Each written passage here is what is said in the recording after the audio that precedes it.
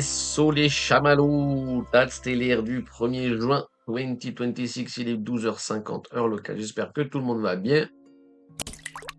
Salut Elion.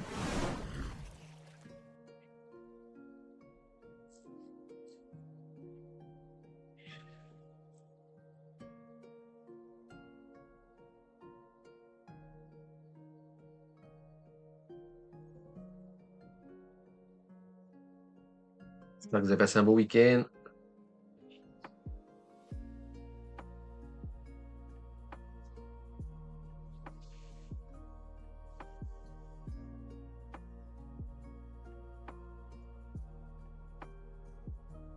Bon alors, mal de trucs à voir aujourd'hui.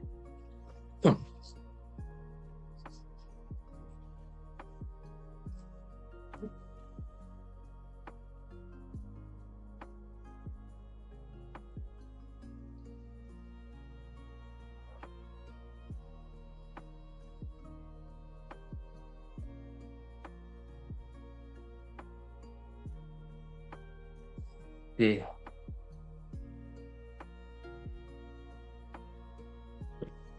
alors, je voulais commencer par ce chart. Après, on va repasser sur le chart traditionnel, hein, vous inquiétez pas, donc panique. Mais pour qu'on recontextualise un peu la time frame au-dessus, là, le plus important, quoi. Pour ceux qui... Alors attendez, je vais le rollback avec vous et on va regarder ensemble. Là, je fais un rollback sur de la grosse time frame, d'accord? C'est du chart en daily. Je fais du rollback sur de la très grosse time frame. Enfin, grosse, très grosse, comme ta mère. Alors, hop, hop. Là, on va repartir sur le range de base, d'accord? Avec la métrique qui était relativement là, hein, sur Kumo et tout. Ouais, il faudrait que je le dézoome pour vous montrer. Bref, mais les métriques sont plus ou moins ça, hein. Il y a qu'un qui est un petit peu, qui est un petit peu, un peu plus haut à l'instant T là, et K3 qui doit être un peu plus haut à l'instant T. Mais en soi, ça descend aussi vite, etc., etc. Si vous voulez, je vous l'affiche, mais je suis même pas sûr que il y ait une réelle différence sur les niveaux. Hop, il n'y a pas de différence sur K1, une légère différence sur K3. Mais déjà, il n'y a pas de différence sur K1. Donc, bref.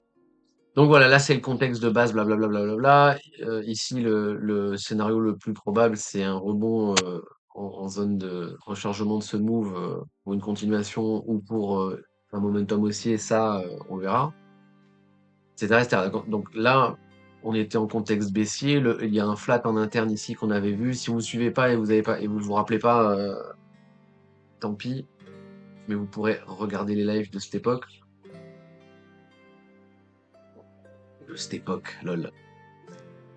Pour vous faire une idée, le live du 8 au 10, là, 8, 9, 10 avril, bref, les replays sur YouTube, bref. Donc voilà, le range, là, on est en contexte baissier par rapport à l'UT, ok, et tant qu'on prend pas la dynamique haussière, le price action optimal, le price action prioritaire, ça va être ça, d'accord, peut-être pour corriger que ça, mais on va partir de plus large, quoi, d'accord. Sinon, on peut partir sur Cup Handle, on va consolider là-dedans et on va repartir à la hausse. Voilà, voilà. Alors, là, c'est important. Enfin, c'est important. Disons que l'image mentale de base, en fait, je vais vous mettre des flèches très simples, en fait, pour que vous compreniez la chose, d'accord? Je vais mettre des trucs très simples. Si on prend la dynamique haussière au-dessus du top, là, d'accord? Si on prend la dynamique haussière au-dessus du top, la probabilité numéro 1, enfin, le plus probable, c'est la continuation haussière. D'accord? Donc la continuation haussière, donc à minima aller chercher K1, mais en fait, en gros, je vais vous montrer ce qu'on voudrait, d'accord? C'est un price action haussier, d'accord? Qui continue. D'accord? On veut se servir, en gros. Je vais pas vous le mettre comme ça, je vais vous le mettre comme ça. Ça va être peut-être plus simple à comprendre, mais grosso merdo, ça, d'accord? Voilà, comme ça vous comprenez bien avec le rapport avec le truc et tout. Regardez. D'accord, donc ça va être ça. Ça peut être un peu moins fort, un peu plus comme ça. Enfin, vous voyez, ça peut, s'en fout en gros. On veut, on veut que cette résistance-là soit flip et devienne support, ok? Dans l'absolu, ok? Si on fait ça, on augmente les probas d'un bottom à 60, etc., etc., d'accord? On se rapproche d'un retournement de tendance à time frame supérieur, donc d'un bull market si vous préférez, ok?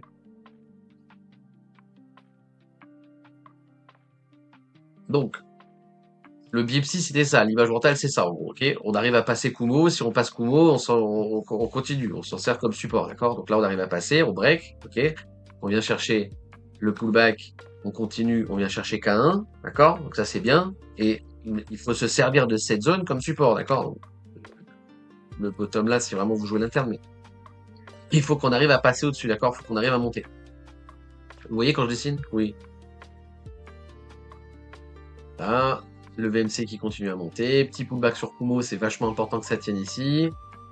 Le VMC qui veut pas toucher, c'est très bien. On continue à la hausse. Ça veut toujours pas passer, ça passe. Là, on casse. Donc là, on a eu le premier tentative, deuxième tentative.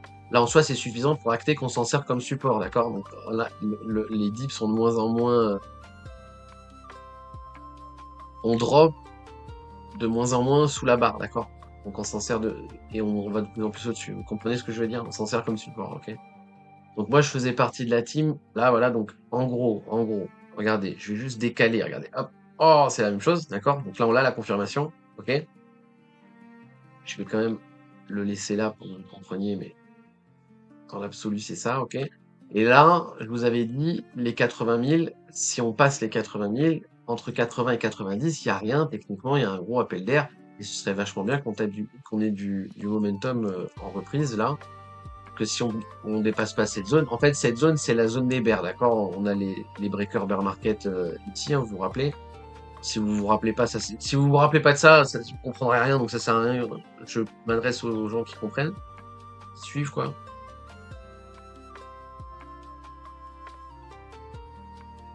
Donc voilà, donc c'est voilà c'est la zone la plus intéressante à défendre pour les bears, pour garder leur euh, leur mainmise sur le marché si vous préférez comme ça, ok? Donc moi ici je vous ai dit 80-90, il y a rien appel d'air et j'étais boule, ok? Là j'étais biaisé boule et ce qui m'arrange c'est ça, d'accord? C'est qu'on fasse ça, d'accord? Je alors décale très bien, mais voilà, le Kumo en tant que support c'est vachement important, ok? Cette zone elle est vachement importante, ok? Jusqu'ici tout va bien. Donc là, on est en train d'accepter avec un pullback au-dessus du range, etc., etc. Techniquement parlant, on ravale pas. C'est-à-dire qu'en techniquement parlant, on redonne pas d'entrée dans cette zone. Si on redonne des entrées dans cette zone, c'est qu'on a un top à 100 000 et qu'on n'a pas de bottom à 60, ok? Si on redonne des entrées dans cette zone, le plus probable, c'est correction pour continuation, cassure à la baisse, ok? Donc on veut pas que ça drop. Là, voilà. On peut corriger l'interne, etc., mais on veut que ça tienne, ok? On peut aller fil mais on veut que ça ravale derrière, on veut pas qu'il y ait de l'acceptation en dessous, ok? On peut fil, mais cette zone, elle est très importante à défendre, tout comme cette zone-là est très importante à défendre pour les bears, en gros, d'accord? S'il fallait rajouter un ours, là, on mettrait un ours là et un taureau ici, ok? Vous comprenez ce que je veux dire? Bref, donc, qu'est-ce qui s'est passé? On a essayé et on n'a pas réussi à aller taper K3, etc. On a une petite perte de momentum en interne, on s'en bat les couilles, c'est relativement pas dégueulasse ce qu'on est en train de faire. Le mieux du mieux, là, c'est de se servir comme K1 comme support. Encore une fois, on peut le mécher, etc. Enfin, c'est pas problématique, mais voilà. Première zone d'intérêt boule à défendre. Seconde zone d'intérêt très importante à défendre. Et le VMC aussi à tenir en compte. Donc, en gros, cette zone qui est vachement importante pour les boules. Si on n'arrive pas, à se servir de ça comme support, on va renclencher la dynamique baissière, d'accord? On va repasser le VMC en négatif, d'accord? Le VMC, là, il va monter, et si on fait ça, on va repasser en négatif, etc., etc., d'accord? On va commencer à former une épaule tête-épaule pour ceux qui font de la putain de candlestick pattern de merde, là, etc., etc., d'accord? Donc, le mieux, c'est qu'on la tienne, la dynamique, là. Alors, c'est bien parce que la perte de momentum, ça permet que un dip soit pas trop grave, d'accord? Si on a ce genre de truc, que ça corrige derrière, continuation, c'est pas trop grave. Ça, c'est pas trop grave. Ok? Ça, c'est pas trop grave. Le mieux étant quand même, encore une fois, qu'on corrige que ça et que on n'ait pas besoin d'aller trop bas. Ok? Plus on va descendre, plus on augmentera. Regardez, c'est simple.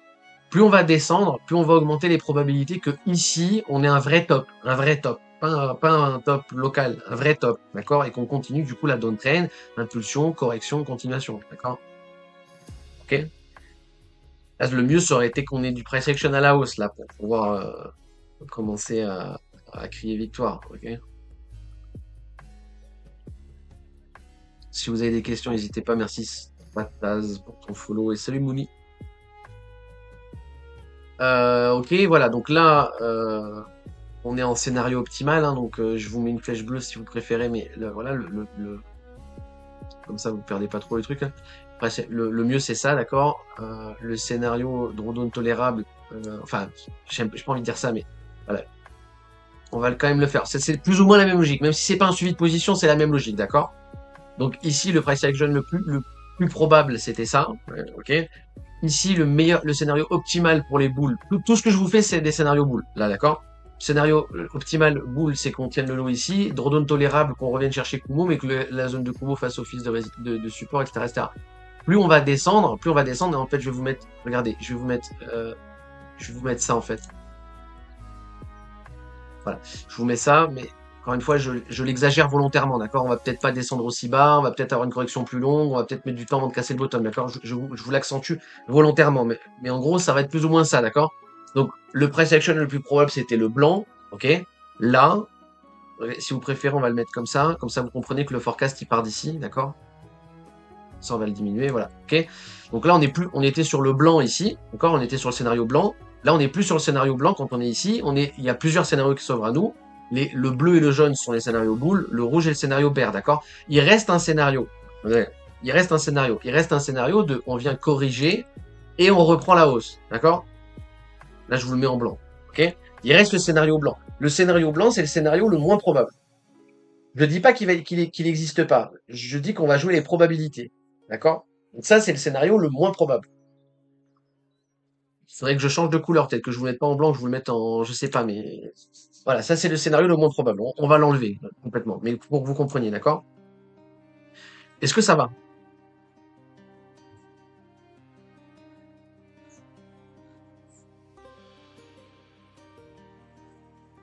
Ah.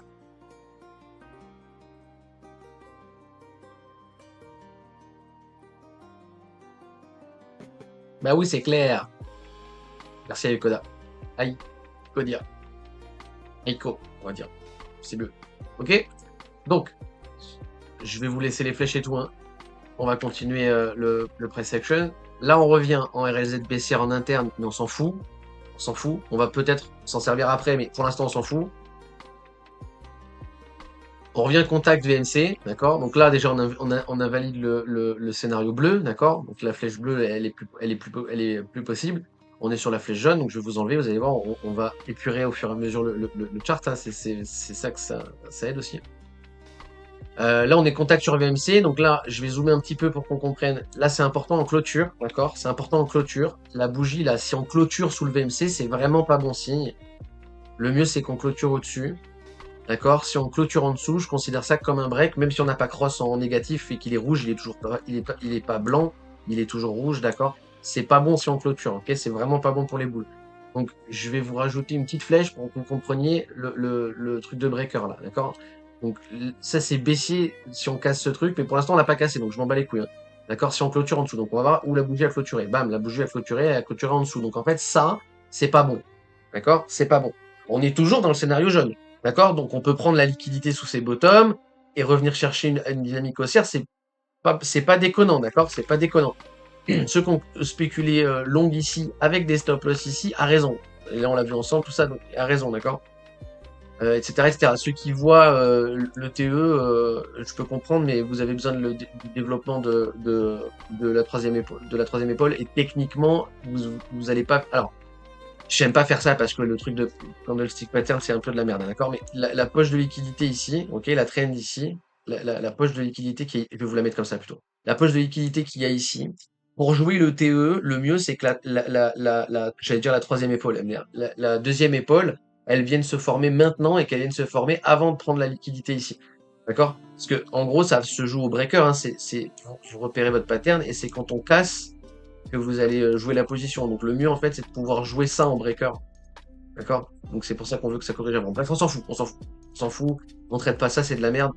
On s'en fout, ok? C'était juste une petite parenthèse. Et oui, c'est une figure de retournement de tendance, donc il faut une tendance haussière à la base. Bref.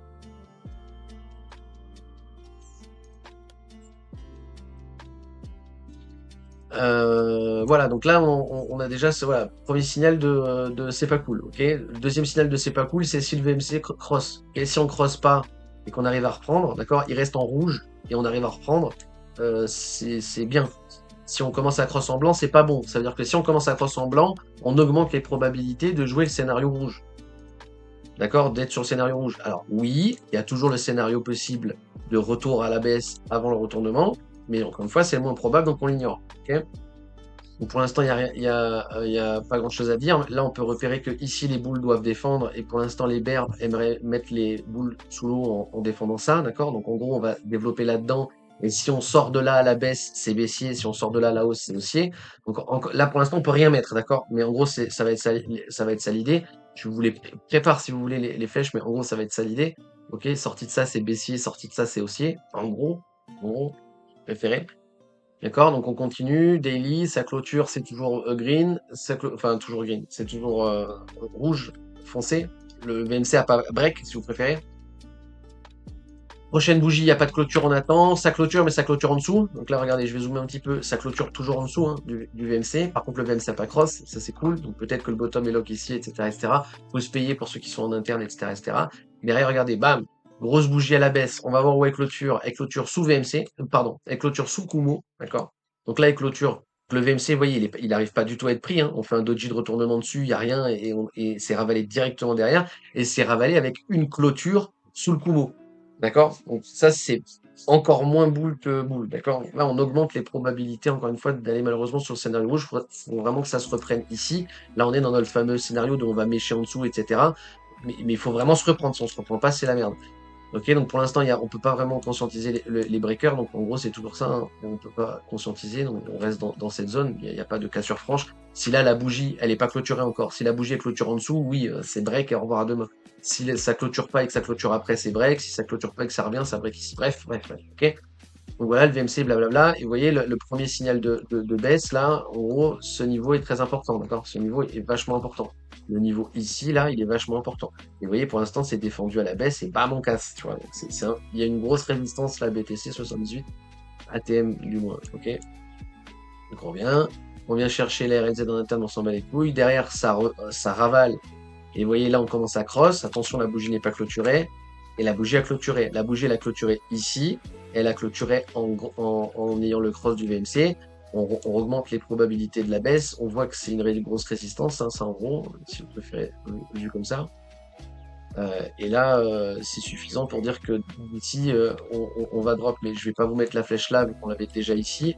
Et là, on va attendre de voir ce qui se passe. Donc, là, on a déjà des signaux avec cette bougie-là. On a déjà des signaux de aïe aïe aïe, le bottom ici, ça pue, etc., etc. Bougie d'après, ça drop, mais ça casse pas. Bougie d'après, ça drop et ça casse. Donc, à partir de là, on peut acter que le breaker, il est fait. Donc, on rajoute une deuxième petite flèche rouge. La flèche verte, on l'enlève. Et le scénario jaune, on enlève, d'accord? Là, on n'est plus sur le scénario jaune. Ok? Là, on est à partir de maintenant sur le scénario blanc. À partir de maintenant, sur le scénario blanc, celui que je vous avais dit, on le laisse, on l'enlève parce que c'est le moins probable. Donc, excusez-moi, je fais n'importe quoi. Hop, hop, hop, voilà. On a dit scénario blanc, d'accord? Alors, pourquoi je le rajoute? Bah parce qu'il n'y a plus que ça. Et actuellement, est-ce que ça devient autre chose que ce que c'était à la base? Non. Autrement dit, le scénario blanc est toujours le scénario le moins probable. D'accord? À partir de là, malheureusement, le scénario le plus probable, c'est la cassure du lot, jusqu'à preuve du contraire. Quelles sont les preuves du contraire? La première grosse preuve du contraire, ça va être quoi? Quel est le truc là qu'on va regarder le plus important là? Pour partir du principe que, ok, il y a moyen, on va bottom, et il y a moyen de faire le scénario blanc. Quelle est la première et peut-être même la seule chose qu'on va regarder? Si on a un qui l'a, c'est vachement bien, ça veut dire que tu as compris.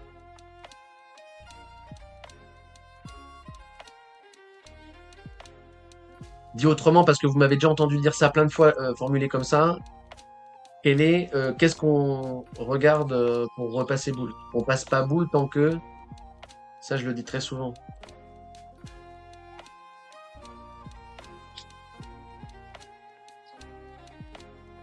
Bien joué. Bien joué, Lyon. Exactement.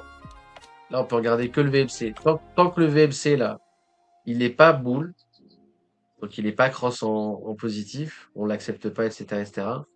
Les probabilités, c'est impulsion, correction, continuation. Donc, pour l'instant, le price action, c'est ça, en fait. On va malheureusement voir, ok? Et peut-être que là-dedans, on aura un rebond en interne pour donner quelque chose de propre, mais les probabilités seront casser ça sans qu'on tient le VMC, d'accord? En gros. Vous voyez? On peut très bien faire ce genre de truc. D'accord? Donc là, je reviens du coup en raffichant le chart. Et, et voilà, donc le VMC. Donc ici, en fait, si je devais rajouter un truc, je vais pas le faire, hein, je vais vous l'enlever après. Mais si je devais mettre un niveau très important, 77 sur BTC, le cross du VMC, ok? Donc il n'y a rien d'autre, etc., etc. Ok, sinon c'est scénario rouge pour l'instant. Jusqu'où le drop peut drop avant de donner une correction. Il n'y a pas de vérité vraie. On va prendre la Do théorie pour les boules, d'accord? Donc vous voyez, là, je vais mettre le rouge puis le poil dessus comme ça sera content. Le premier gros niveau à défendre pour les boules maintenant, c'est le VMC, c'est la Do théorie de Smooth, d'accord? Là, vu qu'on a lâché Kumo, il n'y a plus rien jusqu'à la Do théorie et ce sera pas tradable en soi. On va pas pouvoir long ici comme des merdes. Il nous faudra des setups en interne, blablabla. Ok? Mais c'est la première grosse zone d'intérêt pour les boules. On va plutôt même laisser le scénario blanc sur ça parce que le scénario blanc, on va carrément l'enlever même si techniquement c'est toujours possible, si on revient chercher la RLZ de tout Smooth. Ok? Et ça, vous savez pourquoi? Parce que pour moi, si on vient chercher la RLZ de ce move, c'est que ce move est un dead cat bounce. Si ce move est un dead cat bounce, on va aller chercher les 30 000 sur BTC comme tout était comme convenu. On va dire ça comme ça. Hein. Donc voilà, donc maintenant, oui, il y a des trucs à faire en interne. Oui, je vais continuer à spéculer long, parce qu'ici, je veux cartouche longue, je veux pas spéculer short. Mais bon, voilà. Chacun fait ce qu'il veut. Moi, je vais rester biaisé boule et je vais tenter les bails là-dedans. Et si j'ai possibilité de swing, je vais même peut-être même aller swing sur BTC. On verra ça ensemble à l'instant T, si on peut le faire ou pas. Donc là, on va continuer à avancer le chart. Excusez-moi. On va continuer à avancer le chart tranquillou bilou, ok? Pour voir ce qui s'y passe. Et voilà, on en est là pour l'instant, d'accord? Donc pour l'instant, il n'y a rien à dire en fait. Là. Le VMC commence à descendre, etc., etc. On a réintégré le range, hein, l'ancien range là, qu'on ne voulait pas réintégrer. Donc pour l'instant, ça pue du fiac, bien comme il faut. On va enlever ça parce que ça n'existe plus. La Do théorique est le plus important. Le scénario rouge, le plus probable. Et puis c'est tout. Donc je vais enlever mes flèches, parce que les flèches, tout ça, on s'en bat les couilles. Et là, on est revenu au graphe de base, d'accord? On est revenu au graphe de base. Donc pour l'instant, on voit que les bears ont défendu et tant qu'on reprend pas ce niveau, bah, techniquement parlant, c'est baissier, malheureusement. Alors maintenant, si la planète Terre entière passe bear ici, oui, on va tenter swing, et faut tenter swing. Pour ce qui est du spot, bien entendu qu'on vend pas, enfin, vous faites ce que vous voulez, je m'en branle, mais ni ici, ni ici, ni ici, on vend pas ça, d'accord? Mais là, vous faites ce que vous voulez, je m'en fous. C'est à peu près tout. Donc voilà, on voit que ça break, on voit qu'on n'est pas content. Maintenant, on va regarder vite fait sur les extensions. Là, je vous avais dit au début, il y a une RLZ, mais on s'en bat les couilles. Je parlais de ça. Donc là, on a eu une impulsion baissière, on a pris le bottom, d'accord? Donc on arrive à tenir les lots. Il y a un lot, on vient drop, on tient le lot, on vient drop, on tient le lot, on vient drop, on tient le lot. Ah, et là, on tient plus et bam, on casse. Donc là, on a cassé. Donc si on a cassé, ça c'est mon impulsion, là il y a la RLZ en interne, là c'est mon impulsion, là il y a la RLZ en interne. On va prendre le premier top, d'accord? On va prendre ce move là comme un retracement, d'accord? On va prendre ce move là comme le retracement de ce drop, d'accord? Et on va regarder où sont les extensions de ce move. Le climax là, ce que vous me voyez poser souvent, hop. On va regarder où c'est, ça tombe en confluence avec la Do théorie, etc. etc. Donc ça va être un peu la zone d'ultime bafouille pour les boules, hein, s'il faut vraiment défendre ça, d'autant plus s'il n'y a pas de confluence avec la RLZ, c'est d'autant mieux. Il n'y a pas, donc voilà. Là, la RLZ de ce move-là n'est pas en confluence, donc vraiment, il vaut mieux tenir ça que aller fil ça. Si on ne tient pas cette zone-là, donc là, je vais vous remettre les scénarios avec les flèches, si vous préférez. Donc, en gros, ça, c'est pas bien, enfin, c'est pas bien. Si, c'est bien si vous êtes baissier, tu vois, mais... Voilà, et là, on va remettre... Voilà. En gros, là, j'ai remis les scénarios, sauf que je les ai peaufinés, d'accord? Le scénario blanc, le scénario rouge. Maintenant, vous êtes team blanc ou vous êtes team rouge, faites ce que vous voulez, je m'en branle. Moi, je suis partisan du scénario rouge. Cela n'empêche que, comme je vous dis, je vais chercher des longueurs. Je vais pas chercher à short ça.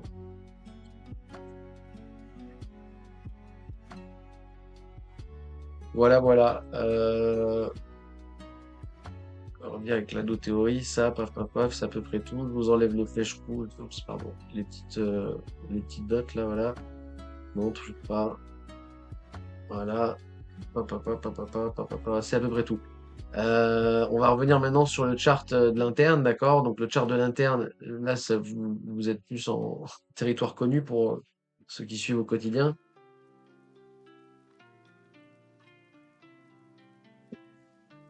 On arrive sur les bornes basses. Vous vous rappelez que maintenant on a acté qu'on était en downtrend et on a tracé ce fib. Maintenant, c'est ce fib, on va le suivre, il est important. Et voilà, et on avait la clôture Kumo, donc la clôture, pardon, la clôture mensuelle. Donc on avait la croix violette là. Le mieux ça aurait été de clôturer au-dessus de ce niveau à cette date, ok, au-dessus de ce niveau à cette date pour pouvoir garder le momentum bull en mensuel. Si on ne le fait pas, on actionne un momentum bull en mensuel, bear en mensuel, pardon. D'ailleurs, on va revenir sur ça parce que c'est important quand même. Parce que là, c'est un gros breaker hein, qu'on est en train de se taper quand même. Hein. Voilà. Je vous dis pas de passer bearish non plus. Hein. Je vous dis rien de toute façon, d'accord? Mais juste il faut bien qu'on vous. On peut pas deviner ce qu'il va faire à l'avance. Vous venez de le voir, on vient de le voir ensemble. Pour l'instant, les métriques, elles sont baissières. Hein. Le price action, il est vachement bear, hein, d'accord? Bon. Maintenant, on va avoir des rebonds hein, dans cette baisse, etc., etc. Mais bon, ça pue pour le bottom à 60, hein, ce qu'on est en train de faire. Ok. Donc on avait la clôture ici, vous voyez, c'est pour ça que quand on a drop, j'ai dit c'est pas trop grave, si on arrive à remonter, c'est notre vache pour mieux, on n'a pas réussi à remonter, là on a clôturé ici, et maintenant on est en train de drop, d'accord. Bon, je vais l'enlever, le niveau violet, ça ne sert plus à rien pour le suivi du chart, et d'ailleurs confluent sur le VMC actuellement, d'accord. Donc pour l'instant, tant qu'on reprend pas les 76, 77, voire 78, c'est pas bon pour Tant qu'on reprend pas là, hein, c'est pas bon pour les bottoms à 60 000, malheureusement, d'accord. Vous notifierez qu'on n'a pas passé les breakers bulls, donc il n'y a aucune raison de repasser le bull sur le spot. Pour l'instant, le scénario prioritaire, c'est toujours le road to 30K et moins si affinité, etc., etc. Donc les VWAP onshore, là, top, bottom, petite contraction de volatilité. Là-dedans, c'est la guerre, c'est un peu la tranchée là-dedans, d'accord? On est toujours sur du bad range si on prend le range en interne, si on conscientise les deux lignes ici, on est en bad range en gros. Etc., etc. Donc voilà, pour moi, le niveau qui a le plus d'intérêt, et je vais vous mettre peut-être même un petit, euh, un petit taureau dessus. J'ai la flemme, bref. Les 50 de retracement là, 70. Les 70 sur BTC, c'est l'ultime bafouille pour les boules. Je vous le rajouterai après, hein, là j'ai la flemme d'aller chercher l'emoji. Mais les 70 000, on va mettre le petit taureau. C'est vraiment pour moi le point crucial pour les boules. Hein, si on lâche les 70, on peut mécher dessous encore une fois. Hein, mais si on lâche les 70, c'est vraiment, vraiment pas bon. C'est vraiment pas bon. Et je vois énormément de gens vouloir ping cette zone, 70-72. On est quasiment dedans. C'est ce qui me fait peur hein, un petit peu. Si beaucoup de gens veulent target ces zones, c'est soit on les ping pas, soit on les ping pour les défoncer beaucoup plus tard après, enfin beaucoup plus fort après. Voilà, voilà, c'est à peu près tout les amis. Je suis pas enjaillé par le price action. Je vais long dans cette zone, d'accord? Entre là où on est maintenant et le ban Discord, pour moi c'est mon territoire. Je vais y aller là. Euh, mais c'est tout.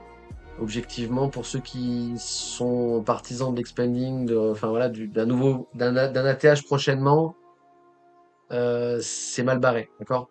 Pour l'instant, on va rester là-dessus. Hein. Vous voyez, si on prend les graphes du spot, c'est les trucs le plus simple. Vous voyez, on n'a même pas repassé le. D'ailleurs, attendez, je vois pas pourquoi je l'ai pas mis là-dessus. Je vais le mettre là-dessus. Ça va vous aider, ça. On va rester sur ce chart après. Hop. On va le rajouter. Ça, vous allez voir les breakers, c'est bien. Hop.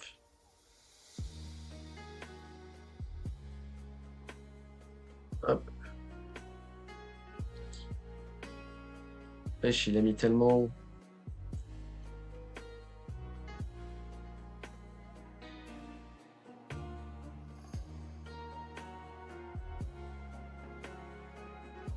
Alors, hop, voilà. Le prix, excusez-moi. Voilà, parfait, il met en russe. Voilà, ok. Voilà, ça c'est le chart le plus simple à habiter, on va dire ça comme ça. Hop, hop, voilà. Pour l'instant, l'image mentale, c'est toujours ça. Et pour ceux qui veulent pas que ce soit ça, le price action en interne qu'on est en train de vivre ici, euh, vous chie à la gueule, voilà. Voilà, en gros. En gros. Ok, donc c'est toujours ça, malheureusement, le scénario prioritaire, c'est pas si grave que ça, tout va bien se passer, etc., etc. Ça coïncide plus ou moins, mais là, vous allez me traiter de complotiste et vous aurez peut-être raison. Mais bon, c'est ma take, comme disent les jeunes. Ça coïncide plus ou moins avec le potentiel crash boursier qu'on va se prendre à cause de toute cette connerie autour du pétrole, mais je parle pas d'Ormuz forcément. Bref. Donc il y a peut-être un narratif 2. BTC à 30 000 avec un Brent à 200 dollars, c'est possible. Voilà, et vous l'aurez entendu ici en premier. Et si c'est le cas, bah, ça casse bien les couilles, ce qu'on appelle, c'est le principe d'une crise en fait, hein. Donc voilà, vous allez vous prendre un fois 2 de l'inflation en 6 mois. La bourse va diviser de ouf, comme à chaque fois, d'accord? Et comme dit, je sais plus qui, on verra qui se baigne à poil. C'est un peu ça l'idée, ok? Je veux pas vous faire peur non plus, on n'est pas là pour faire peur, bien entendu, hein. Mais voilà, ok? Donc si je le rezoome en daily, ce graphe, vous voyez que voilà, il y a aucun niveau important en fait. Enfin, il y a aucun niveau important. Il y a rien là, d'accord? On est dans le désert de Gobi, ok? C'est à peu près tout. Voilà. Ok? Si vous avez des questions, c'est maintenant. Sinon, on va passer sur un hors-sujet autour je vous spoil pas, mais un truc qui devrait être bien.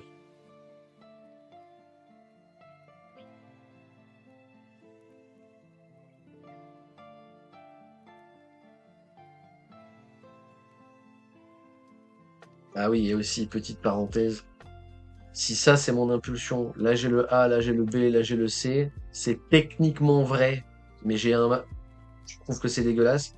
Mais au-delà de ça, c'est pas tradable. Donc si on pose bottom là-dedans, qu'on revient chercher un nouveau plus haut, et que Jean Seguin t'explique que c'était easy to long, je ne citerai pas de nom, c'est qu'il y a anguille sous, il y a baleine sous gravillon. On notifiera aussi que respecter, lutter contre aide, vous vous rappelez le short qu'on a pris ici et qu'on a cut ici, ben vous voyez le drop qu'on a derrière, on fait 4 ou 5 fois le R, c'est pas grave, d'accord? Nous, notre but, c'est pas de choper le top pour vendre le bottom, d'accord? On respecte, lutter contre aide. Ça, c'est très important. Non, je vois personne avec des questions, donc on va passer sur le hors-sujet. Les amis, le hors-sujet, ça va être une vidéo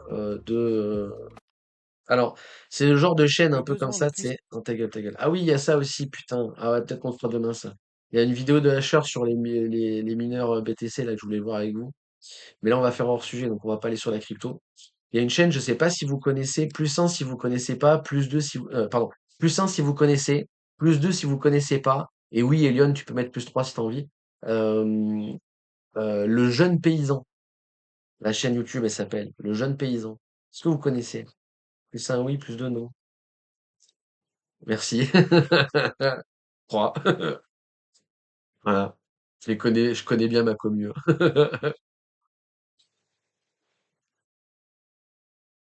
Je pars bien, hein. Merci Guzman pour ton follow à toi. Peut-être. Un, 2, 12. Et le numéro complémentaire, 43. Euh, c'est une chaîne, ça fait partie des chaînes, putain, 100 000 abonnés, bordel. Comment ça monte vite et fort, c'est ouf enfin bref, bref, bref. Trop early sur trop de trucs, hein, les mecs, hein. Je le dis, ouais. On est trop early sur trop de trucs. Euh, alors attendez, j'ai juste besoin de paramétrer ça et ça. Et là, on va pouvoir être bien, on va être bien. Là, vous voyez, oui, vous voyez. On va repasser sur le chart parce que je sais que vous aimez bien voir des bougies en même temps. Voilà, ça va être un chart super. Il est ultra intéressant, mon chart, là, voilà. Il est- Hop, voilà, ça c'est du chart de qualité, on en veut plus. Donc c'est le genre de chaîne YouTube, tu sais, où le contenu est bien, mais le contenant est à chier. Voilà. C'est un peu un grand cru dans une bouteille de vinasse. Voilà. C'est la village, c'est le packaging, c'est la villageoise, mais dedans c'est du Pétrus, tu vois, voilà. Bref. Ouais, c'est sur l'autosuffisance, ouais. Euh, c'est ça se voit, hein, t'as vu. C'est une chaîne qui va voir beaucoup de monde et qui arrive à voir pas mal de gens, parce qu'au final, étant un secteur que je suis depuis 15 ans sur YouTube, quoi. Hem, il y a même des gens que je ne connais pas. Il me semble, par exemple, que lui, je ne le connais pas et il y en a qui ont même pas de chaîne, qui sont sur des groupes, je sais pas quoi, qui ont même pas de chaîne YouTube, tu vois? Et il va les filmer chez eux et cetera. C'est ultra intéressant. Il y a des vues drone, moi j'adore les vues drone. Alors, pour moi, ils sont tous fous les gens, d'accord? Pour moi, ils sont tous fous. Jamais de ma vie, tu viens chez moi faire des vues drone. Mais bon, je pourquoi pas, pourquoi pas, pourquoi pas? Mais moi, je trouve ça lunaire, tu vois? C'est vraiment, la preuve que quand ça s'effondre vite en fait. Mais bon, bref, c'est une parenthèse, on s'en fout. Ce n'est que mon avis. C'est très bien qu'il y ait des gens pour le faire et au moins on peut le voir, etc., etc. Bref, du coup, les interviews, les questions qu'ils posent sont pétées au sol la plupart du temps. Des fois c'est bien, mais en vrai c'est pété au sol. Tout est nul. Tu vois enfin, c'est un mec. Peut-être ça l'intéresse un peu, mais ça l'intéresse un peu. Tu vois, c'est vraiment, il a chopé un filon sur YouTube parce que ça fait des vues. Regarde les 100 000 abonnés, et elle est récente la chaîne. Bref, et mais c'est vachement intéressant, voilà, pour le contenu, ce qu'il y a dedans.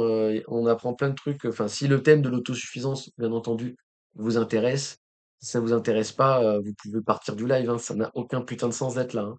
D'accord? Mais bon, moi, je trouve que c'est intéressant et que techniquement, il devrait y avoir pas mal de gens qui sont Bitcoin friendly et qui sont autosuffisants friendly. Bref. Allez, c'est parti. Au milieu d'une nature préservée, sur un site isolé composé de prairies, forêts et même marécages. Lorsqu'il est arrivé, il avait 26 ans et il n'y avait rien à part de vieilles ruines et une nature qui avait repris ses Génial. droits. Il a pris des photos, génial. C'est des génies, les gens. Et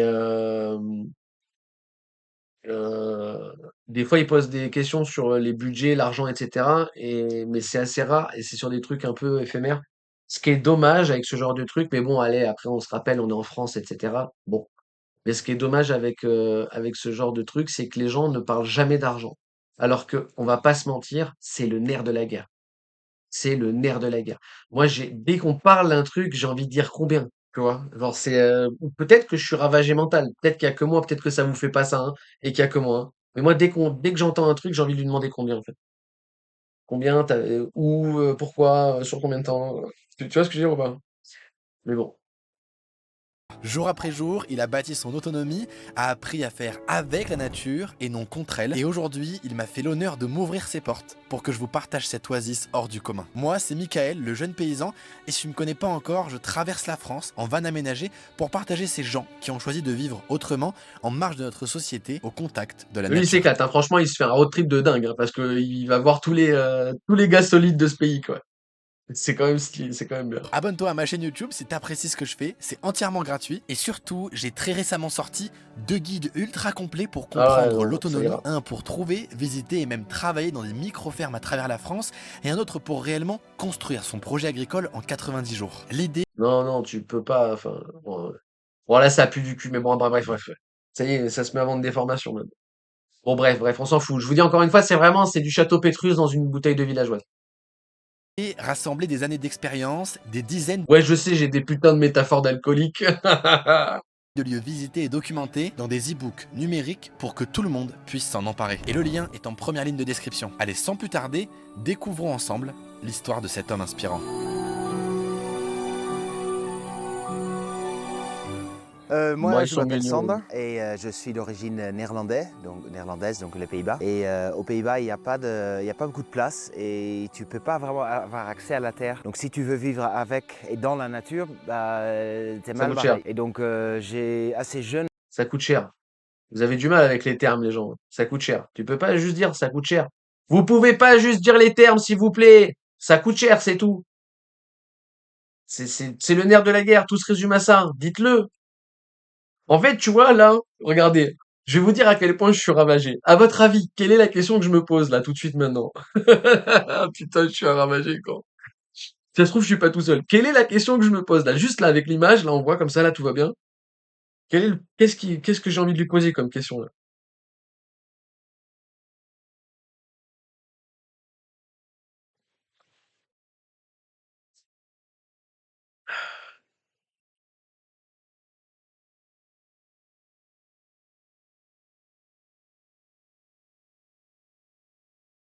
Non, même pas. Ça, en vrai, ça, je m'en fous, à la limite, hein. C'est presque, on s'en fout, hein. Il est pas mal sapé. Non, ça va. J'ai rien à dire sur le vestimentaire. Non, sur le vestimentaire, j'ai rien à dire, cette fois-ci. Toi aussi, tu me connais bien. Non, en vrai, la première question que j'ai envie de lui dire, c'est combien la toiture? Les 200 mètres carrés de tuiles, là, juste combien, en fait? Mais j'avoue, mais c'est moi qui suis ravagé. Oui, oui, c'est mon côté Picsou, un peu, ça. Picsou à la bande dessinée, hein, pas, bref. J'ai remarqué que j'étais pas à ma place. C'est un pays sympa, il y a des avantages, mais Parce que là, t'as 70 000 de toiture, hein. Enfin, qu'on soit d'accord, hein. Mais bon, enfin, bref. c'est pas pour moi. Il me faut des coins sauvages, des ruines, des bois, de la forêt. Et donc j'ai commencé à Ouais, j'ai dit tuiles, ouais, j'ai dit tuiles, mais c'est ardoise, ouais. Mais j'ai des tuiles chez moi, ouais, il y a des tuiles partout. Je suis dans les tuiles en ce moment, donc j'ai dit tuiles. jeune à concrètement réfléchir, j'avais peut-être 20 ans, 21 ans, à comment trouver ma place. Et au bout d'un moment, j'ai rencontré une femme qui avait acheté une maison en Espagne pour quelques milliers d'euros. Putain, il parle argent au bout d'une minute. Il me plaît déjà, lui. Ça y est, il me plaît déjà. Il a dit un prix au bout d'une minute. Et je me suis dit, ça, je peux encore atteindre aussi. Donc j'ai commencé à mettre à côté des sous. Quand j'avais 6 000 euros, j'ai pris ma tente et mon vélo et mon chien et je suis allé. Putain, c'est un vrai mec putain. Les seuls qui gagnent leur argent parlent d'argent. Ceux qui parlent pas d'argent, c'est parce qu'ils gagnent pas d'argent. C'est de l'héritage, de la magouille, de la je sais pas quoi, mais qui gagnent pas l'argent. Quand tu gagnes l'argent, tu parles d'argent. Il y a que les gens qui gagnent pas d'argent qui parlent pas d'argent. En France pour trouver une ruine. Après, ça a pris quelques années et j'ai trouvé ce lieu qui était autrefois un village avec 6 fermes et 42 habitants il y a 250 ans. Et tout était envahi, il n'y a que des tas de pierres qui restent et j'ai acheté ça en 2003. Attends, 2003, 5 hectares, il a dit? Il a dit combien? Dizaine de ruines, une ruine de moulin, Et il a tout pris, d'accord, il a tout pris? Attends, il a tout pris pour combien? Je vais des pleurer. bois, un ruisseau, beaucoup de choses, des puits. Tout, ouais, c'était la base pour un village. Donc pour moi tout seul, c'était abondant. Il y avait énormément de choses. Attends, mais dis-moi, donne le prix, s'il te plaît. T'as parlé de prix, je veux le prix, s'il te plaît. Comme ça, on fait fermer sa gueule à tout le monde. Allez, donne du prix, s'il te plaît. On prie tous ensemble et donne le prix. Et donc, tu as créé ce petit paradis qu'on va voir ensemble. C'était l'objectif, ouais. Là, on est 23 ans plus tard. Et oui, c'est ça, ça fait Putain, plus il de va pas le 20 ans dire. que t'es là en fait. Oui. C'est quand même assez fou, c'est rare. Putain, il va pas le dire. Putain, j'ai le seum. Une maison A, c'est de la grosse merde, ça. Putain, il va pas le dire, c'est con. 500K un M, tu dis? Franchement, il y a moyen. Ouais, ben, en vrai, 100K, 200K, il y a moyen. En vrai, ça coûte pas, 2003, 2003, il y a moyen qu'il ait payé pour 100, 200K. 500K, 1 million, je pense qu'aujourd'hui, t'es même pas à ce prix, c'est encore plus. Ça dépend, je sais pas. J'aurais trop aimé savoir, parce que je veux trop me faire une idée de ça. Parce qu'au final, tu peux grouper 20 familles. Donc même à 500K, tu divises par 20, c'est que dalle. Enfin, c'est un délire, hein, quand il réfléchit, hein. Putain, c'était déjà il y a 23 ans, ouais, c'est vrai, ouais. Ah, l'angoisse, tu nous fais vieillir, bro. 2003, c'était il y a 23 ans, t'sais. C'est vrai, ça. Putain, l'angoisse. J'ai l'impression d'avoir 23 ans encore, moi, tu vois. Tu me dis ça, et je dis pas 2003, moi. Putain, ça fait 23 piges, du coup. Mais c'est dommage, j'aurais bien aimé savoir le prix. Mais bon, bref, plus c'est grand, moins c'est cher, moins c'est cher.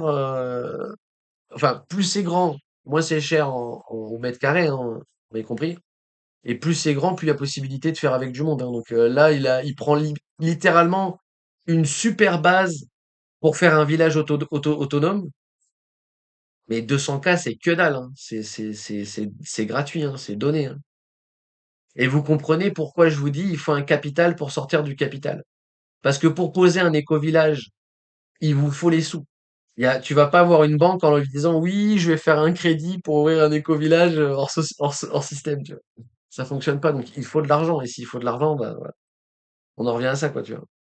Et ça, le problème, c'est qu'il y a trop de gens qui chialent sur l'argent, etc. Mais t'as besoin d'argent pour faire ça, en fait. Bref, on va jamais y arriver, désolé. Rare en plus à cette période qu'il y ait des gens qui aient des projets comme ça alternatifs. C'est une période, je trouve, où il y a eu, après le Covid, il y a eu beaucoup de gens qui se sont retournés vers ça. Mais avant, surtout dans le début des années 2000, c'était beaucoup moins démocratisé en fait. Ah Oui, oui, j'avais vraiment l'illusion que j'étais. et c'est vrai, c'est pour ça que je vous dis trop early sur trop de trucs, parce qu'il y a... Bref. Moi, avant que je parte, quand je suis déjà, mais rien que quand je suis parti, on m'a pris pour un fou, mais moi, avant que je parte, je suis passé pour un illuminé. Maintenant, les gens, ils veulent venir chez moi, ils veulent venir voir chez moi pour voir comment je m'en sors, en fait. Mais bon, bref. J'avais inventé une idée, une autre, je vais faire comme ça, c'est une chouette idée. Complètement ignorant, je ne savais pas qu'il y avait des maisons d'édition qui faisaient des livres entiers sur comment vivre avec et dans la nature. Donc c'était un peu décevant et agréable en même temps. Mais oui, la nouvelle vague, on va dire, autour du Covid, moi. Putain, la théorie de l'enfant, quand même, quoi.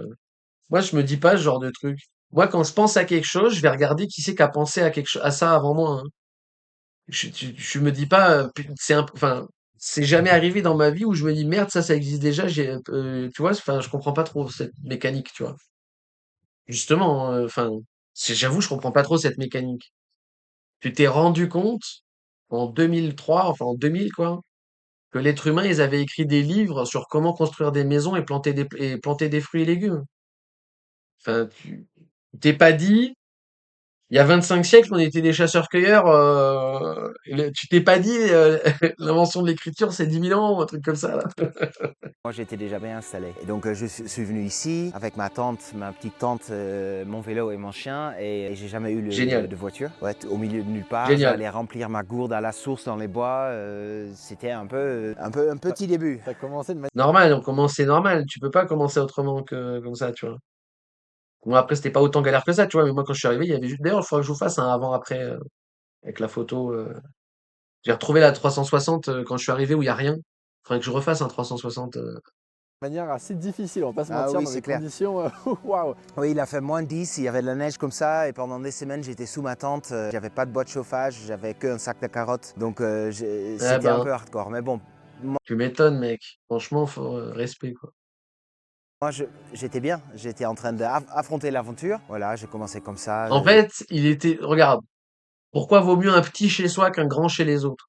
Parce que quand c'est ta terre, même si t'as que une tente avec -10 et la neige, bah t'es bien.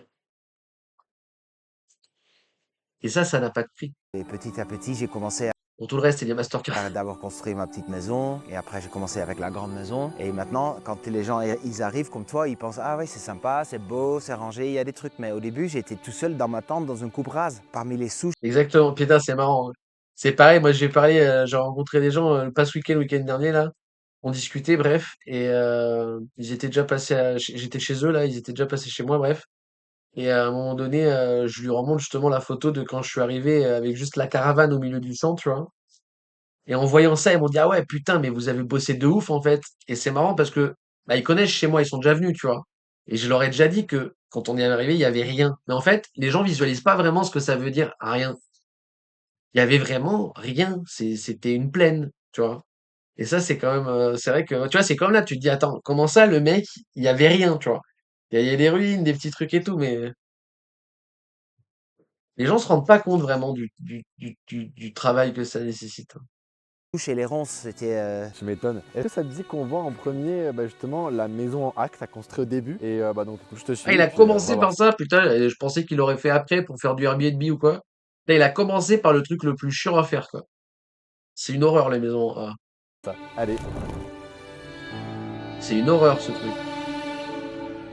Je parle Là, il pas y a ma petite visuellement, hein, je parle à maison. faire et tout, hein. C'est la première chose que j'ai vraiment construit de façon sérieuse. J'étais un enfant qui faisait toujours des cabanes de fous, des cabanes d'enfants. Et là, c'est ma première construction où c'était vraiment utile, on pouvait vivre dedans. Et donc, c'est 18 mètres carrés. C'est un A-frame, un A-frame. Et c'est parce que j'ai choisi ça parce que c'est facile, solide. Après, si la toiture, il se l'est fait lui-même, il a peut-être sorti à 20K, hein. Solide et pour un débutant. Concrètement, tu as utilisé quels matériaux et aussi, est-ce que c'est des matériaux de ton terrain, de tes terrains? Comment tu as fait en fait pour la construire? Est-ce que tu as fait ça tout seul? Est-ce que tu t'es fait aider? Combien de temps ça a pris aussi? Ouais. Pour un peu comprendre cette petite maison en A, comment tu as fait un peu pour Ouais, la construire? donc j'ai acheté les matériaux parce que les matériaux, quand tu les fais toi-même, c'est beaucoup de temps. Et donc pour la petite maison, j'étais sous ma tente, il fallait que ça avance un peu parce que l'hiver arrive. Et du coup, j'ai acheté les matériaux. Ça m'a coûté 4 500 €. J'ai travaillé dans la restauration hôtellerie aux Pays-Bas et il y avait Ah, c'est un bon, lui, hein. En fait, il parle d'argent, il a le même parcours que moi, le mec, en fait. Il parle d'argent parce qu'il a fait de l'argent et il vient de la resto, quoi. Putain, mais on est tous les mêmes, en fait. Il a pas de cheveux, j'ai pas de cheveux, putain! un client qui avait de l'argent et il aimait bien les histoires que je ramenais à la table des habitués. Et donc il m'a dit, ah mais c'est trop bien tes histoires, je te donne 5 000 €. Bah Putain, ouais, bah, c'est là que nos chemins se séparent, mon ami. Tu vois, là, après, c'est là qu'on dit le facteur chance ou je sais pas trop quoi, tu vois. Ça, je vous dis, j'aime pas la chance ou je sais pas quoi.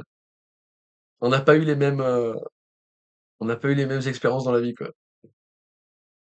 ok, ben, on va parler un peu plus longtemps avant que je te donne mon numéro de compte en banque, mais oui, donc il m'aimait bien, on s'entendait bien. J'ai été d'accord, il m'a donné 5 000 € et j'ai construit la petite maison avec ça. Et donc j'ai acheté les matériaux pour que ça avance un peu. J'étais tout le temps accompagné par un ami ou une copine, et donc j'ai fait en 3 mois. Pourquoi ce choix de forme, de maison? Pourquoi cette maison en A justement? Parce que j'aime bien, c'est un peu cosy. Moi, je préfère des triangles que des cubes. Et après, Oui, d'accord, mais c'est PD. Mais d'ailleurs, je me demande s'il touche pas de la jaquette. Mais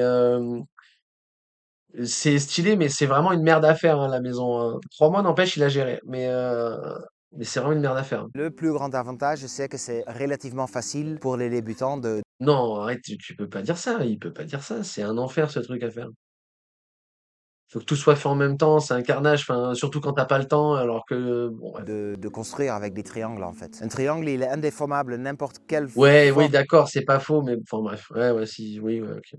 tu mets dans quelle direction, il ne peut pas se déformer. C'est pour ça que dans les bâtiments, tu trouves plein de triangles partout. Et le plus simple en triangle, c'est la maison en A que j'ai fait et voilà. Je te montre un petit peu l'intérieur. Ouais, Ici, on est chez toi, dans ta petite maison en A. Ça, c'est ma petite maison. Je l'appelle la petite maison parce qu'elle est petite et c'est une maison. Et donc, j'ai ma cuisinière. C'est un génie. Et il fait les mêmes blagues que moi, en plus. C'est la petite maison parce qu'elle est petite et que c'est une maison. Comment il s'appelle ton chien? Le chien. À bois. Je cuisine et je chauffe mon eau avec des cuisinières à bois depuis il y a 25 ans. Ok, c'est uniquement ton propre bois. Ouais, j'ai 15 hectares de forêt autour. Et Putain, 15 hectares de bois, ouais, c'était refait, mec. Putain, j'aurais trop kiffé avoir le prix. Ça aurait été tellement bien, vous vous rendez compte, on aurait eu le prix. Pendant tout le reste de la vidéo, on pouvait se faire une estimation de plein de trucs. une abondance de bois de fou. Des fois, j'en vends aussi pour gagner de l'argent et j'en ai largement assez pour chauffer. La maison est toute petite, donc ça chauffe vite et je brûle même en étant à 800 mètres, avec des hivers des fois un peu plus rudes, peut-être 6 mètres cubes de bois par an. Et je chauffe Ouais, mon ça eau, va, hein. je cuisine avec, je fais mon pain des fois, ça va. Ah oui, c'est vrai, au niveau de l'isolation, comment elle est isolée cette maison? Pas beaucoup, avec des matériaux modernes, on va dire. J'étais débutant, donc je savais pas trop. J'étais en train d'explorer et j'ai Elle est appris bien, après que elle est propre, les sa maison. matériaux écologiques, c'est soit très cher, soit beaucoup de boulot. Et j'avais ni beaucoup de Ouais, temps, c'est ni toujours beaucoup pareil. d'argent à l'époque, donc j'ai isolé avec les gens m'ont conseillé de juste laine de verre. Voilà. Donc du coup, tu cuisines avec la cuisinière à bois, c'est-à-dire que tu chauffes tout le temps avec la cuisinière à bois, à part en été j'imagine, ou même En été aussi. En été aussi? Oui. Ok. J'ai beaucoup cuisiné quand il y avait des chantiers participatifs. J'ai fait 14 chantiers participatifs au fil des années.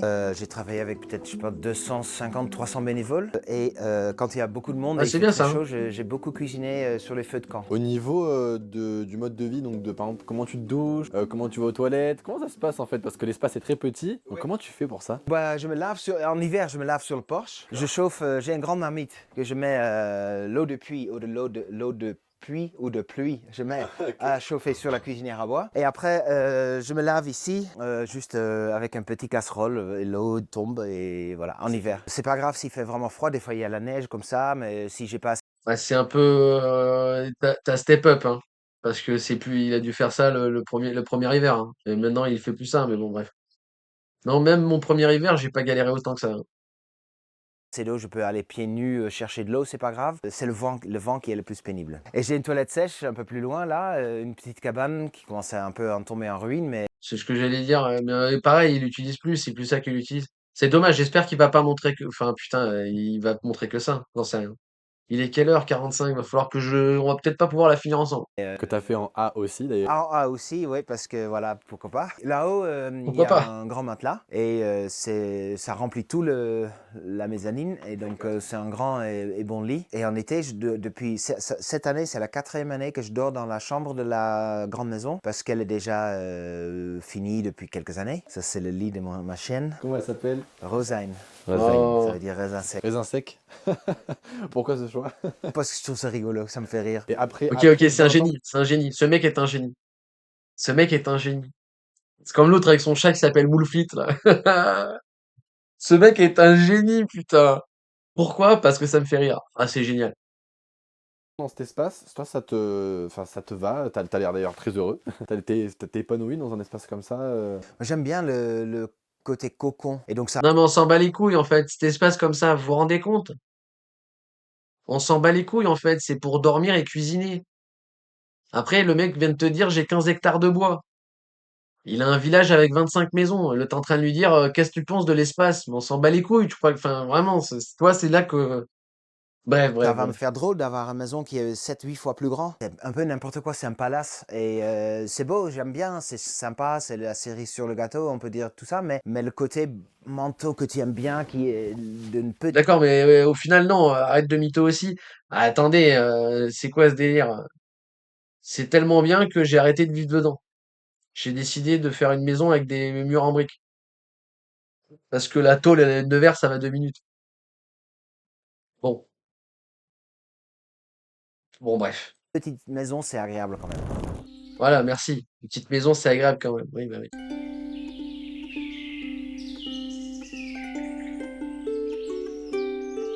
Il va pas montrer la maison, la vraie. Je suis sûr qu'il Ici, va on pas la arrive dans montrer. ton espace potager.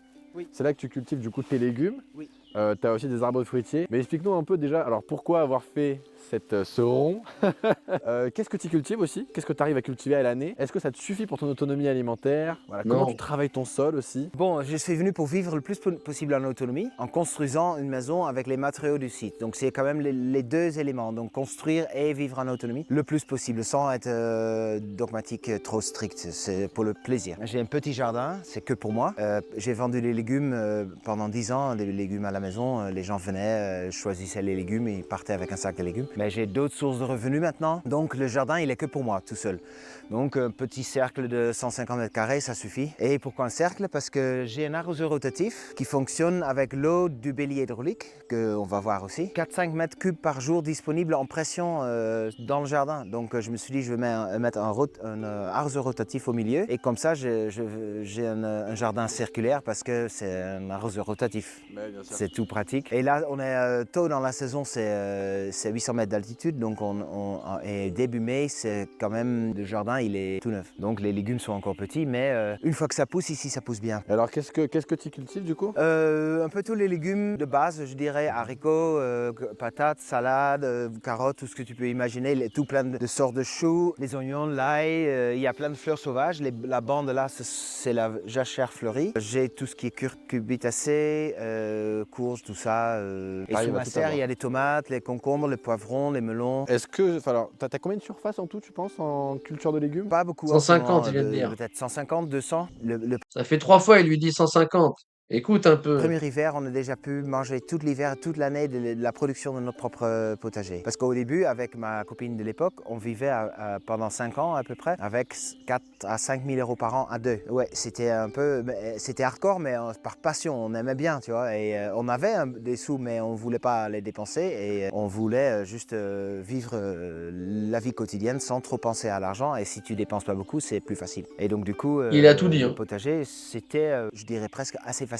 J'ai la main verte. J'avais pas d'expérience, mais je savais que j'avais. Salut Jovi, je sais pas, mais j'imagine que oui, hein.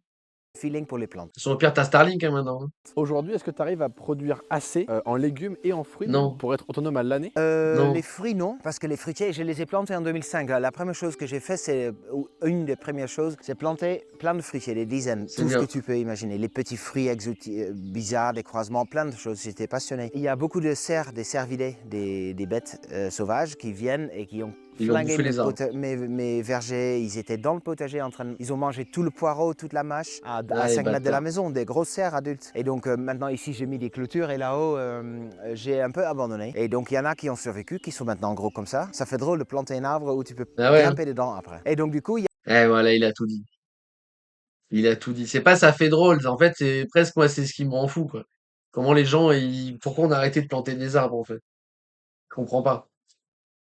il y a un peu de fruits, mais ça commence un peu. Ils ont beaucoup souffert. La seule chose que je préserve, c'est la sauce de tomate. Et après, le reste, c'est soit dans la cave, soit dans le jardin. Tu peux laisser des carottes dans la terre et au lieu de les mettre dans les seaux avec du sable dans la cave, je fais les deux pour disperser le risque. Ouais, en hiver, c'est pas le problème. C'est là où on a beaucoup de choix en fait, parce que toutes les récoltes sont à l'abri. Le moment le plus dur, c'est quand les stocks de l'hiver sont finis. Et il n'y a pas encore beaucoup de nouveaux légumes au printemps. Donc avril-mai, c'est un peu le plus difficile. Donc maintenant, donc je mange beaucoup de salade et beaucoup de carottes et de la sauce tomate. Ok, et on se régale. Oui, ça va. Ok, génial. C'est un bel espace. Moi, j'aime beaucoup la façon dont tu as fait. Puis la terre est belle. C'est vrai que je t'ai pas demandé, mais comment est-ce que tu la travailles, cette terre? Au début, surtout, le pH était 4,5. Pour les gens qui connaissent, c'est quand même assez extrême. Chez nous, la terre, c'est la moyenne montagne. Donc un tiers ou la moitié du volume, c'est des pierres. Et ici, il n'y a presque pas de pierres dedans. Et tu peux enfoncer une pelle plouf, profond comme ça. Et donc, je pense que c'est logique que c'était toujours le jardin à Monneville, littéralement depuis 2000 ans. Et donc, ils ont enlevé les pierres, ils ont construit les murs et les maisons avec. Et donc, cet espace-là, et la terre, c'était un coupe-rase, donc il y avait plein d'aiguilles, des branches, des souches, mais dessous, la terre était assez noire et très propre et très, il y a beaucoup d'humus. J'ai amené beaucoup de matière organique. D'accord. Tous les ans, des mètres cubes et des mètres cubes de compost, du fumier qu'un voisin me donne. Je tonds partout et je ramasse toute la tonte que je composte avec les feuilles en automne, je mélange parce que j'ai pas besoin de cette fertilité autour du jardin, j'en ai besoin dedans. Donc je gratte, je composte et je le mets et j'ai fait ça depuis 20 ans. Et là, ça commence vraiment à se voir, c'est une très bonne terre. Mais le plus fou dans ce paradis, c'est cette immense maison que Sander a construite pierre après pierre, ardoise après ardoise, en plus de 20 ans, et il ne l'a pas encore. Ouais, voilà, ok, non, bah, il a plié le game, ce mec. Hein. Donc, c'est pour ça, là, au moins, enfin, voilà, on revient sur Terre 2 minutes, quoi. C'est vachement bien. Hein. Encore terminé. C'est une véritable œuvre d'art grandeur nature, et vous allez comprendre pourquoi en C'est génial. l'écoutant en parler.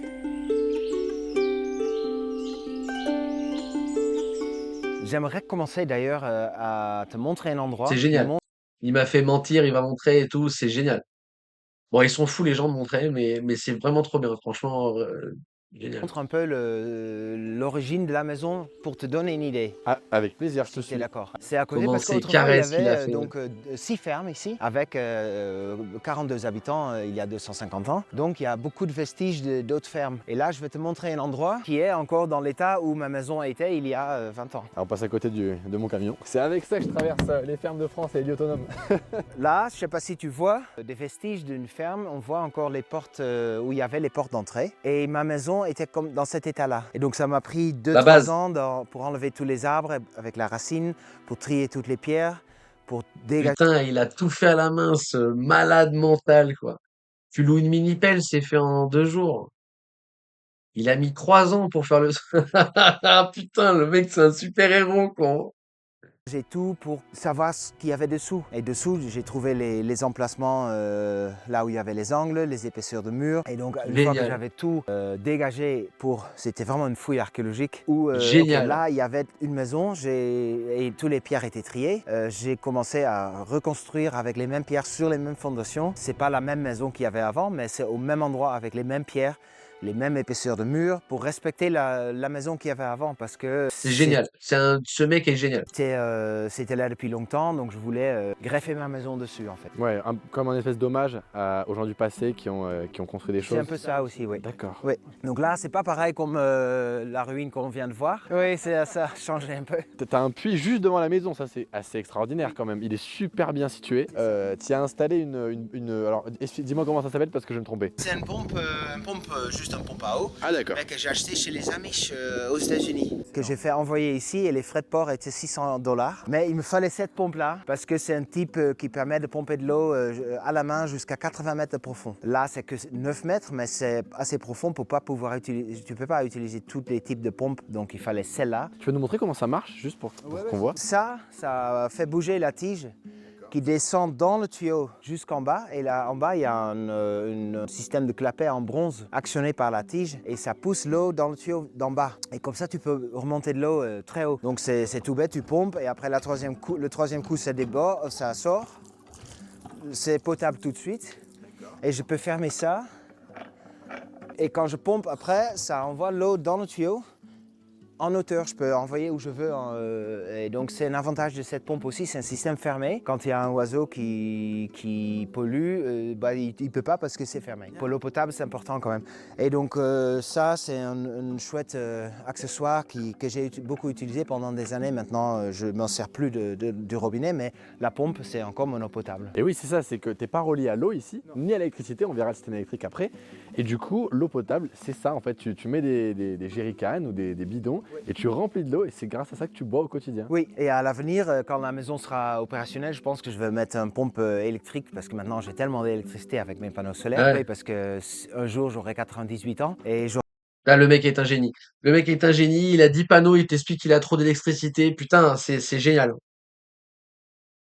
j'aurais peut-être plus la flemme de pomper qu'aujourd'hui. Donc là, on voit le côté nord et j'ai mis une porte 15e dans ma maison que j'ai trouvée dans une ruine ici. Et je voulais absolument le mettre dans ma maison. Les pierres sont de 1400 et quelques. Donc là, on va entrer dans ta maison, quoi. C'est la maison que tu as construite Oui. de tes mains. Et là, Avec une petite on meurtrière voit et tout. l'entrée de la cave que j'ai trouvée en enlevant de l'arbre qui était là. J'ai trouvé un trou dans le mur et j'ai gratté et j'ai trouvé une cave voûtée en bon état de 3,50 par 2,5. Et c'était un trésor parce que pour les patates, c'était génial. Et donc c'était... C'est là que tu conserves en fait une partie de tes légumes, que tu Ouais. conserves aussi parfois tes vins, enfin d'autres choses que Ouais, tu peux plein faire de trucs. de préparation. Début de l'hiver, c'est assez rempli et maintenant, il n'y a plus grand-chose. Eh oui, bien sûr. Et On faisait des trucs de ouf à l'époque, J'ai hein. peint tout ce qui est apparent en maçonnerie, j'ai peint avec un badigeon parce que c'est l'intérieur, donc c'est ça que tu vois. Ça, c'est la porte d'entrée de la maison. Là où on est, c'est un sas d'entrée. Je continue avec la visite. Ça va être la toilette sèche et l'entrée de la cave. Donc c'est à moitié dedans, à moitié dehors. Et la porte qui ferme la maison, ça va être ici. Là, c'est pas isolé non plus. Je suis encore en train de faire le dallage. C'est le dernier truc de gros œuvre qui fait un peu sale. J'aimerais le finir cet été, finir et jointer. Donc là, on est dans ce qui va être la cuisine. Du coup, il y a la cuisinière à bois. La cuisinière à bois, alors tu me disais que cette cuisinière à bois, c'est absolument celle-ci que tu voulais. Ouais, depuis 10 ans, j'ai cherché. Parce que c'est la Rolls-Royce des cuisinières à bois. Elle pèse 400 kilos. C'est 2 fois le poids d'une cuisinière. Elle est ultra moche. Genre, je préfère la mienne à 1000 je préfère la mienne de ouf. Ouais. Après, ça se trouve, elle est bien, hein. Cuisinière normale et elle va chauffer mon eau et c'est une cuisinière qui a été faite pour qu'elle dure 100 ans. C'est vraiment une icône.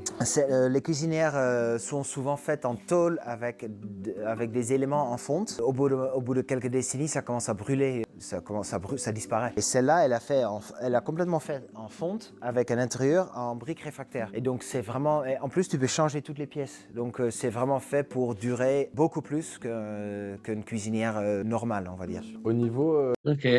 au niveau de l'intérieur des murs, même dans la partie salon qu'on voit juste derrière. Ouais, c'est clair, c'est clair. Bah là, tu vois, j'ai visité des châteaux ce week-end. Laisse tomber la différence de température quand tu rentres dans les pièces avec la pierre et tout. Tu fais, oh là là.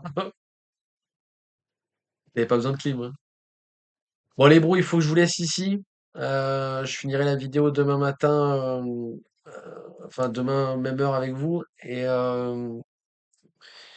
Et voilà, j'ai oublié de mettre le replay du dernier live sur YouTube. Donc du coup, je vais pas le faire vu que ça va tout décaler. Donc je vais mettre le replay de celui-là. Et on va refaire demain la liste orange qu'on a fait du coup au dernier live, mais que j'ai pas sur un replay. Donc pour qu'on l'ait sur YouTube, on le refera demain. Bref. Ceci étant dit, passez une bonne fin de journée, enfin une fin d'après-midi, pardon. Enfin bref, faites ce que vous voulez. On se dit à demain, même endroit, même heure. Prenez soin de vous, prenez soin de vos proches. Peace.